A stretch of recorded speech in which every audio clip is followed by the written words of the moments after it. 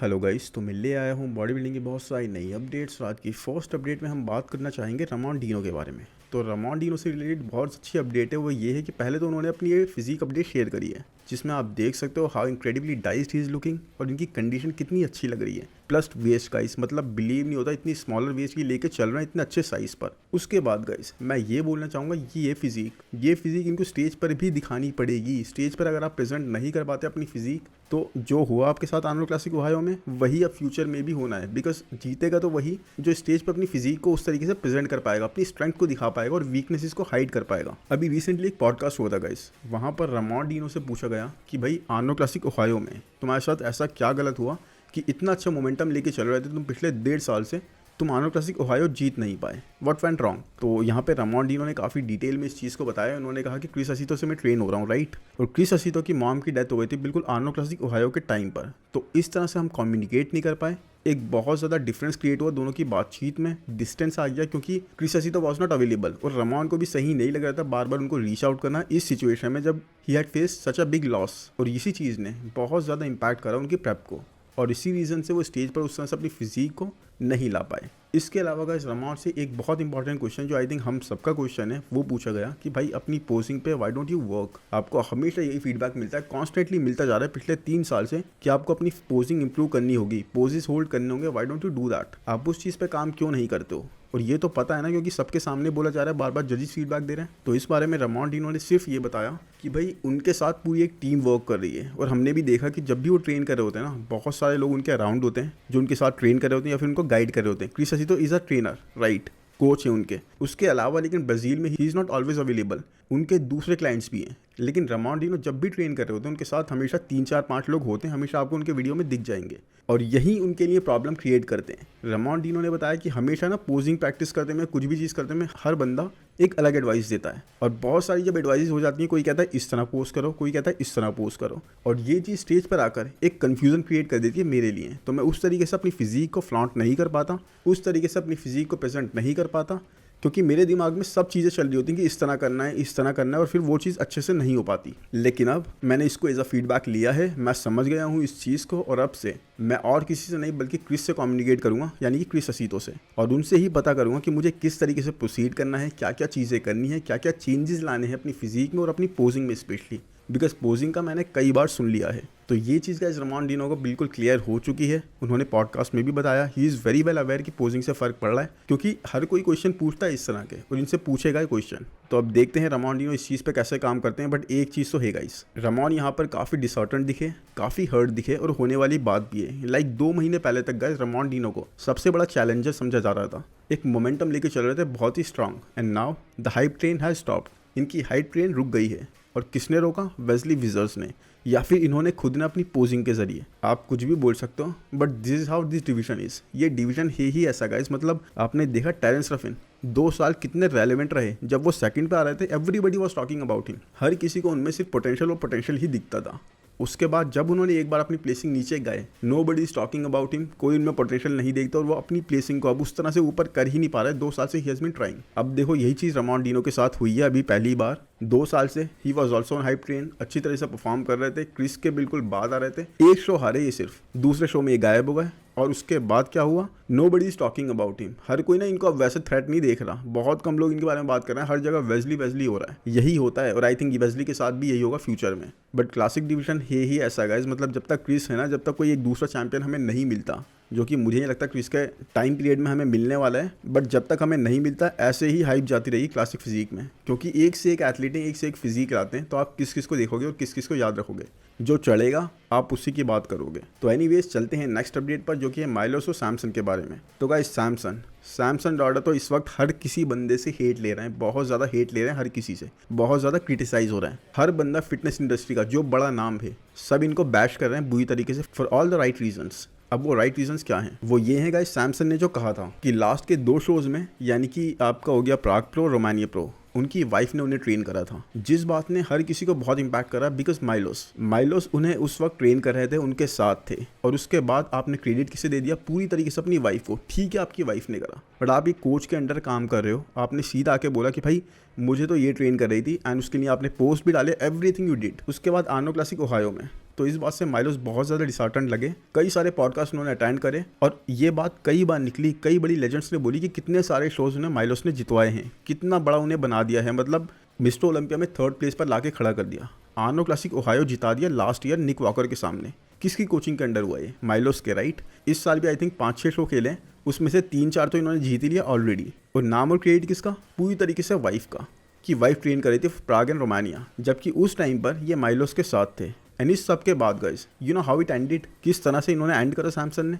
आर्नो classic Ohio के बाद सीधे सिर्फ एक मैसेज करा इन्होंने माइलोस को कि हमारे साथ जो था वो सही था, ट्रेनिंग अच्छी हो रही थी, बट अब से I don't want to continue. इस तरह से इन्होंने एक मैसेज करा माइलोस को और फिर बस उसके बाद इन्होंने कांटेक्ट नहीं करा। उसके बाद इन दोनों की बात ही नहीं हुई आपस में। उसके बाद माइलोस ने ये भी बताया कि ये 5-6 शो जो हुए थे, इन सब में कार्ब अप का प्रोसेस, कार्ब डाउन का प्रोसेस और जो वाटर इनटेक का प्रोसेस होता है वो सब कंसिस्टेंटली चल रहा था, बिकॉज एक के बाद एक शो होते जा रहे थे। इनकी वाइफ भी उन सब में इन्वॉल्व थी। उन्होंने वो सब कुछ सीख लिया और उसको बाद में अपने नाम से बता दिया, ऐसा माइलोस ने बताया एक पॉडकास्ट में। सो फाइनली गाइज, अब सैमसन ने इस टाइम पर आकर एक पोस्ट करा है माइलोस के लिए थैंक यू वाला, वो भी तब जब सबने उन्हें बैश करा, ऑलमोस्ट हर किसी ने बॉडी बिल्डिंग इंडस्ट्री से, which is not a professional behaviour. पहले तो अपनी पोस्ट भी उन्होंने डाला वाइफ के लिए, बाकी ओहायो के बाद से ही डिडंट टॉक टू माइलोस, ये बात माइलोस ने हमें बताई दी थी। But legends like Chris Cormier और डेनिस जेम्स, जब इन लोगों ने कॉल आउट करा ना पॉडकास्ट के अंदर, और जे कटलर ने भी बात करी इनसे माइलोस से और इस बारे में बात निकल के आई, उसके बाद सैमसन ने रिस्पॉन्ड करा है, अब पोस्ट डाला है। और एक तरह से ये बात बिल्कुल सही है कि होल रीज़न सैमसन के बारे में सब लोग इतनी ज़्यादा बात कर रहे हैं या करते थे, वो माइलोस की वजह से थी।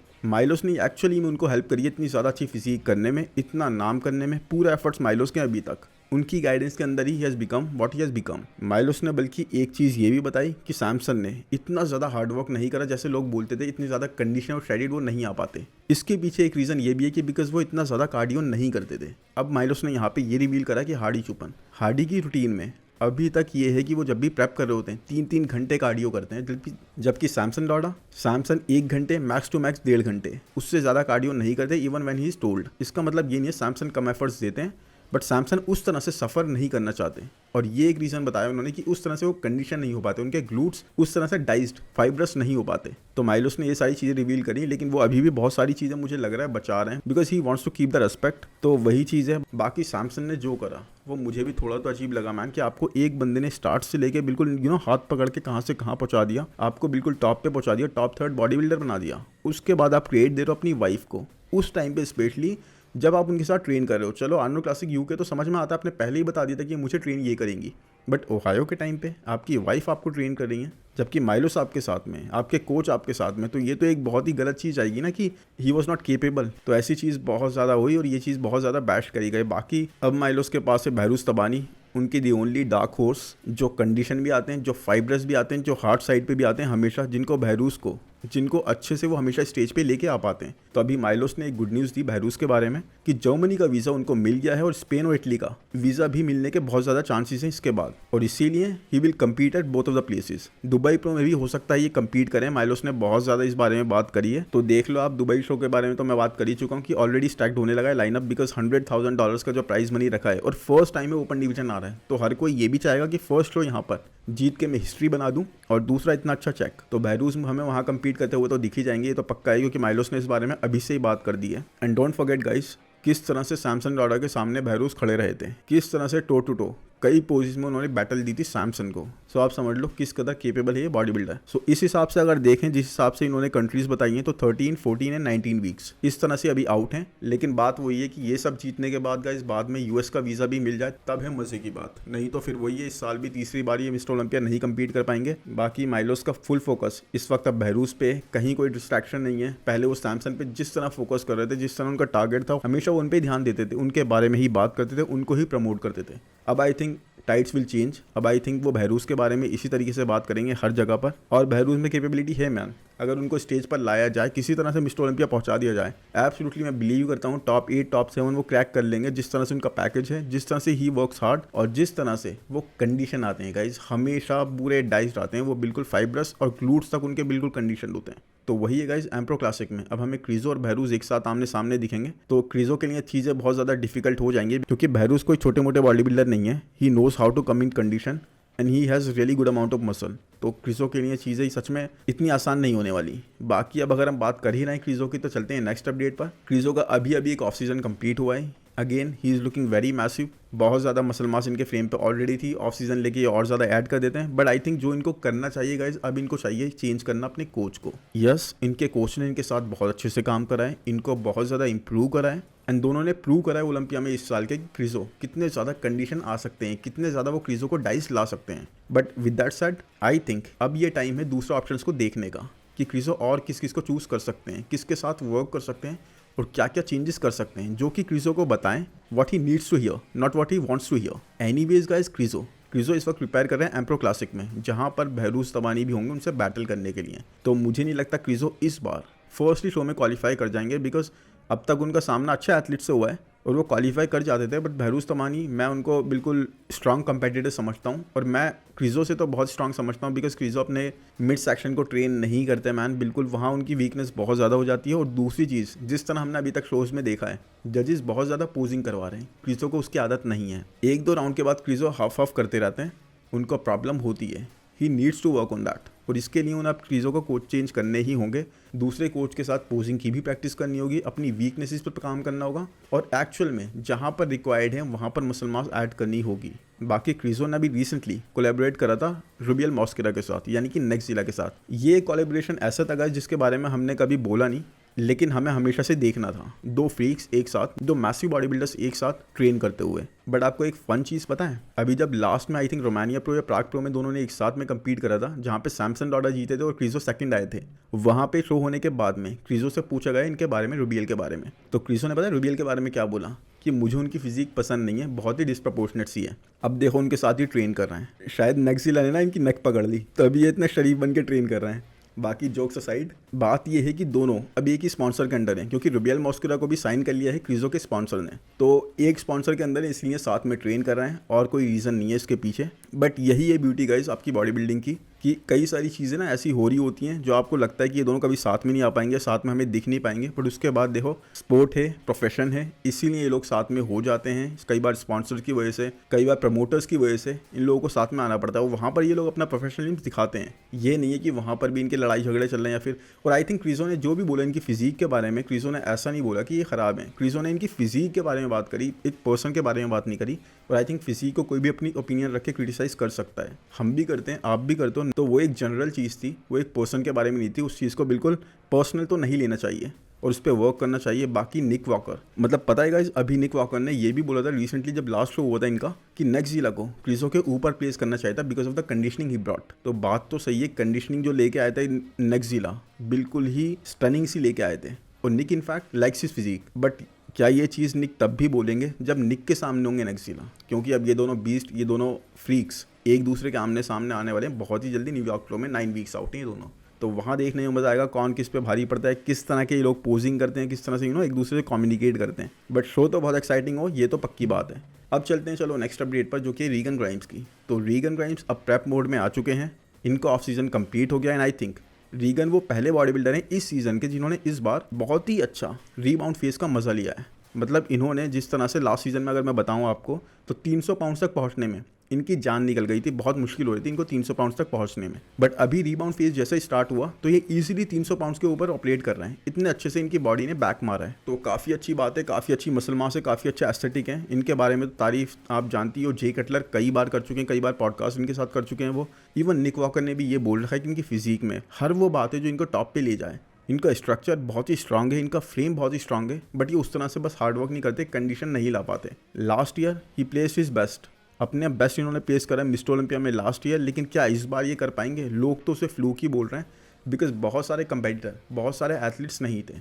अब इस साल अगर ये चीज़ वो दोबारा कर लेते हैं तो मैन तब लोग इनको मान लेंगे कि हाँ he can do really well. अब देखते हैं क्या ये लोगों की एक्सपेक्टेशंस पे खरे उतरते हैं, बट ये तो खैर टाइम ही बताएगा। अब अगर बात करें नेक्स्ट अपडेट की, तो वो है ब्रेट विल्किन की। ब्रेट विल्किन का इस लास्ट ईयर सबसे बड़ा ऑफ सीज़न मिलने वाले बॉडी बिल्डर हैं। मतलब इनको सबसे बड़ा ऑफ सीज़न इसलिए मिला था बिकॉज 2022 के मिस्टर ओलंपिया से भी पहले ये क्वालिफाई कर गए थे 2023 के मिस्टर ओलंपिया के लिए। यस गाइस, शो से पहले 2022 के मिस्टर ओलंपिया से पहले एक शो हुआ था, आई थिंक मुझे नाम अब नहीं याद। उस शो में इन्होंने कम्पीट करा और क्वालिफाई कर गए थे, जो कि नेक्स्ट ईयर की क्वालिफिकेशन दे रहा था। तो इनको एक तरह से बहुत अच्छा ऑफ सीजन मिला, इन्होंने उसे बहुत अच्छे से यूटिलाइज भी करा, बट कुड नॉट कम्पीट, क्योंकि एंड टाइम पे मिस्टर ओलंपिया से कुछ टाइम पहले इनको कुछ सीरियस स्टमक इशूज़ हो गए। उसके बाद इनको इशूज़ थोड़े से और ज़्यादा बढ़ गए, तो हेल्थ कंडीशन को ध्यान में रखते हुए इन्होंने कम्पीट नहीं करा। पीडी यूज़ वगैरह भी इन्होंने काफ़ी कम कर दिया। उसके बाद क्या हुआ, उसके बाद ये फैमिली में कुछ ज़्यादा इन्वॉल्व हो गए और उस बीच में इन्होंने काफ़ी मसल मास लूज़ कर दी।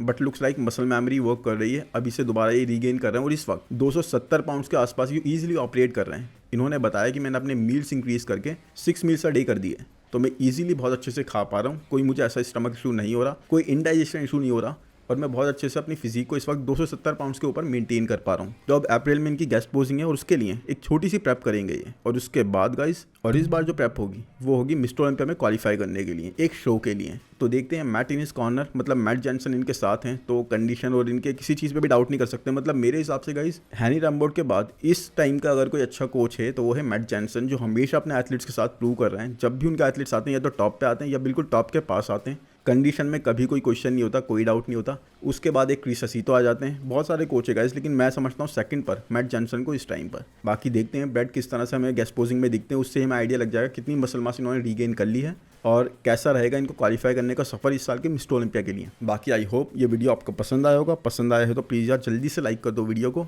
चैनल को सब्सक्राइब कर दो, सब्सक्राइबर्स बढ़ाओ गाइस जल्दी से। मुझे पता है बहुत सारे लोग देखते हैं जो कि सब्सक्राइबर्स नहीं होते। रेगुलर वीडियोस आपको मिल रहे हैं यार, कहीं जाने की ज़रूरत नहीं पड़ रही, तो फिर सब्सक्राइब करो जल्दी से जल्दी और नोटिफिकेशन बेल को दबाओ, ताकि वीडियो के आते ही आपको पता लग जाए कि वीडियो आ गया बॉस। बहुत सारी अपडेट्स मिलने वाली हैं, बहुत क्वालिटी अपडेट्स मिलने वाली हैं। बाकी कमेंट्स में तो आप मुझे ज़रूर बताओ कि आपको कैसी लगी अपडेट। सैमसन के बारे में आपको क्या लग रहा है, जैसे उनको लोग बैश कर रहे हैं, क्या वो सही है, क्या गलत है, क्या उन्होंने जो करा वो सही है गलत है, या फिर रामोन डीनो किस तरह से अपनी पोजिंग इंप्रूव कर सकते हैं, या दूसरों की जिस तरह से वो बातें सुन रहे थे वो सही था, या फिर उनको सिर्फ एक ही बंदे से यानी अपने कोच से या फिर किसी एक पर्सन से सिर्फ उनसे ही एडवाइस लेनी चाहिए किस तरह से करना है। बिकॉज आप जब बहुत सारे लोगों की बात सुनोगे तो आपको ये कन्फ्यूज़न तो क्रिएट होगा ही कि एक्चुअल में मैं करूँ क्या। तो बाकी एनीवेज देखते हैं, अब मिलते हैं नेक्स्ट वीडियो में। Thank you, bye bye.